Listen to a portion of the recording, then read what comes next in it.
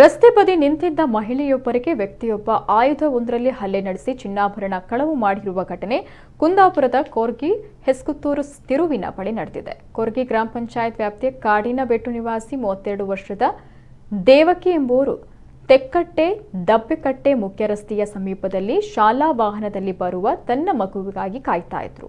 ಆಗ ಬಂದ ವ್ಯಕ್ತಿಯೊಬ್ಬ ಮಹಿಳೆಯ ತಲೆಗೆ ಮಾರಕ ಆಯುಧದಿಂದ ಮಾರಣಾಂತಿಕ ಹಲ್ಲೆ ನಡೆಸಿ ಚಿನ್ನಾಭರಣ ಕಳವು ಮಾಡಿ ಪರಾರಿಯಾಗಿರುವುದಾಗಿ ದೂರಲಾಗಿದೆ.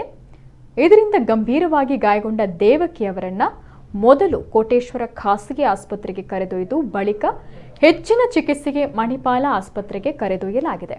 ಸ್ಥಳಕ್ಕೆ ಆಗಮಿಸಿರುವ ಕುಂದಾಪುರ ಗ್ರಾಮಾಂತರ ಪೊಲೀಸರು ಪರಿಶೀಲನೆ ನಡೆಸಿ ತನಿಖೆಯನ್ನು ನಡೆಸ್ತಾ ಇದ್ದಾರೆ.